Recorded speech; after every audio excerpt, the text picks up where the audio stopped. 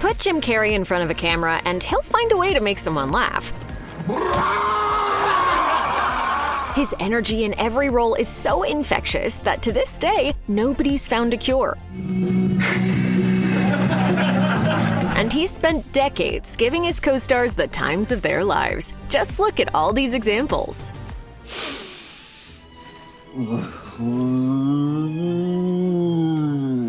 In 1994, Jim Carrey made his proper entrance into big screen stardom with Ace Ventura: Pet Detective. It co-starred Courtney Cox, and trying not to break character throughout the movie must have been tough for her. What's it like looking at Jim Carrey? Hell. Excuse me, we just gotta fluff the hair. It was so tough that in the super slow-mo scene specifically, she apparently couldn't manage it for a single take, since her laugh made it into the finished film.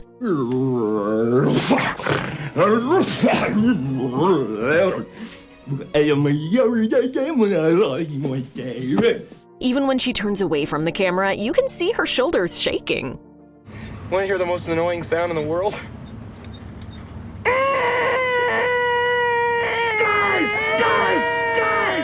Dumb and Dumber may just be the best buddy comedy movie ever made. On screen, you have the lovably unintelligent Lloyd and Harry, and behind the scenes, you have Carrey's unmatched improv playing against Jeff Daniels' methodically genius stupidity. I play the reality of that, which is all actor crap, but, instead of trying to be dumb, why don't you just be that stupid? But Daniels wasn't immune to all of Carrey's antics, and they filmed plenty of lines that didn't make it into the film. I'm Dionne Warwick on the Psychic Friends Network. I believe in this. It has helped me. Who's Dionne Warwick? The most famous blooper was Carrey's improvised line about the most annoying sound in the world, which neither Daniels or co-star Mike Starr expected. That was in the middle of a take. What's he doing? Both Daniels and Starr crack up in the raw footage, but even in the finished movie, you can see Daniels briefly lose it before the camera cuts. It's the creator screwed up. No laughing. No laughing on the set. Making Morgan Freeman break character has to be some sort of Xbox achievement for real life, but even he was ultimately powerless against Carrey's buffoonery on Bruce Almighty, more than once.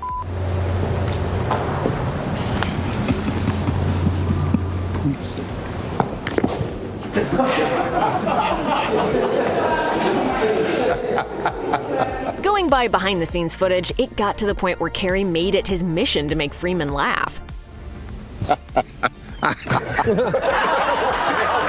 Once he had got out of the way, making the rest of the cast break was a piece of cake. Oompa. Loompa.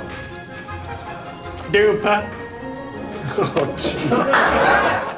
By 1997, filmmakers realized that people would come for Carrey, but they would stick around just a little longer if it meant the chance to watch him go wild on set. Your Honor, I object. You would! Overactor! Shut up!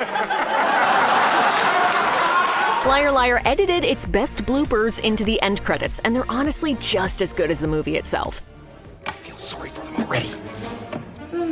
For this, you will pay a terrible price.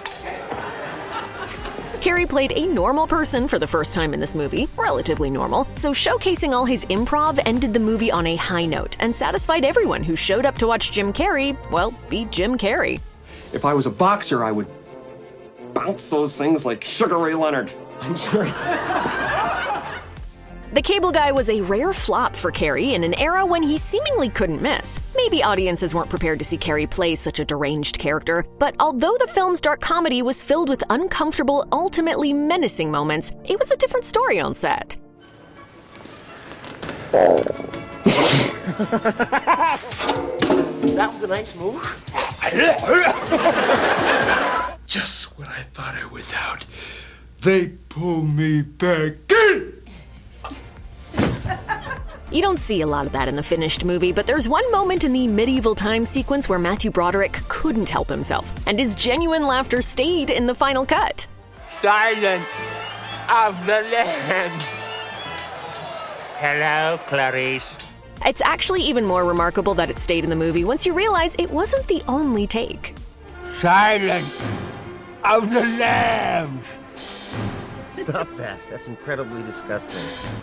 It might be one of Jim Carrey's worst movies, but based on the vibes displayed in the blooper reel for Dumb and Dumber 2, it at least seemed like everyone had a good time making it. One more what and you'll be a light bulb! What?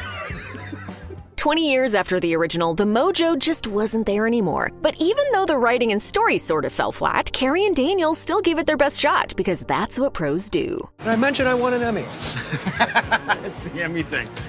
Everything. Just shake it off. Shake it off, Baby. You're not that good. You're not that good.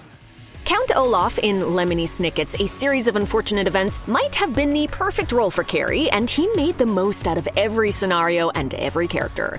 The jealous girlfriend. Honey, I'm having an affair. Can you forgive me? Oh! One scene had the camera trained squarely at Craig Ferguson's face as Carrey's Olaf says ridiculous things for him to repeat. I'm not a good little girl. Can you say that? I'm not a good little girl? I'm not a good little girl. I'm not a good little girl. To Ferguson's credit, he held it together for a while before finally breaking.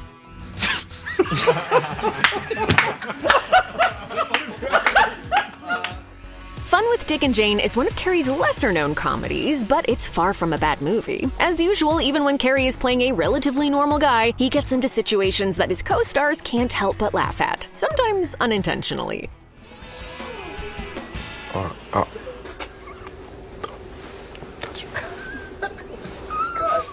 But when he breaks into the home of Jeff Garlin's character with a voice disguiser that makes him sound like a robot, well, let's just say he had fun with it. Oh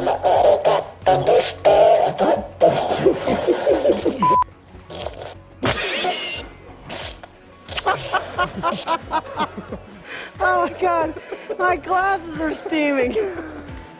Carrey spends a large chunk of time in Mr. Popper's Penguins, sharing scenes with, well, penguins, and they didn't always follow direction. This way. Okay. You know what? Sometimes we need a little. Hey, come here. Come here. Want to say hi to Pippi? But aside from all the misbehaving penguins, he still had plenty of human co-stars to interact with, leading to a few memorable bloopers from the movie. I don't know if she likes me. She talk about me. It's probably safe to say that the bloopers for the incredible Burt Wonderstone are funnier than the movie itself. Run to the top of a mountain, rip their off, boom bam. Oh my gosh. Carrey isn't the main character in this one, but his role was so over the top that he still stole most of his scenes, particularly with his ad-libs in one scene with Carell and Buscemi. And the place goes ape.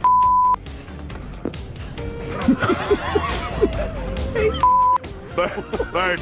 We're on camera. This isn't gonna work.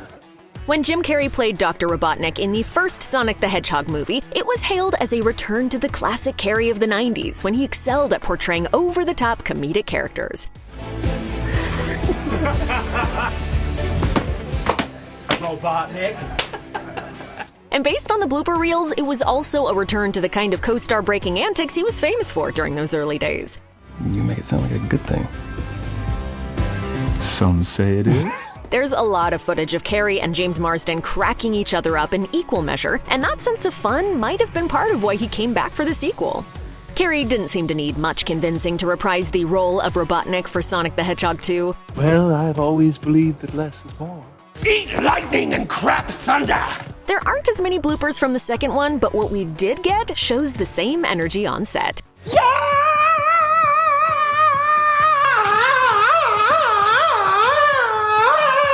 An hors d'oeuvre, an aperitif. One more time. Very good, Stone. I've always said that Arabic. Was it fun enough to pave the way for something Carrey had never done before? A threequel? It sure was. Take 155. Maybe Carrey was joking when he said he only did Sonic 3 for the money. Maybe he wasn't, but either way, name one movie Carrey sleepwalked through just for a paycheck and we'll give you a nickel. It sure wasn't this movie. Let's do this! Oh, I couldn't. I know.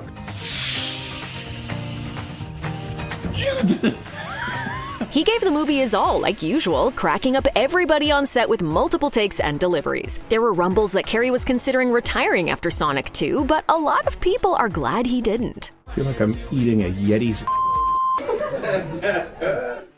After auditioning for Saturday Night Live 3 times and getting rejected 3 times, Carrey would ultimately find a different path to sketch comedy stardom. In 1990, he joined the original cast of the Fox sketch series In Living Color, quickly becoming one of the show's biggest breakout performers. Is it, hot enough for you? Hot and creamy. Audiences loved him, and even the cast had trouble keeping a straight face, especially when he went off script. You know what, man? Your skin is so smooth. I'd like to lick right now.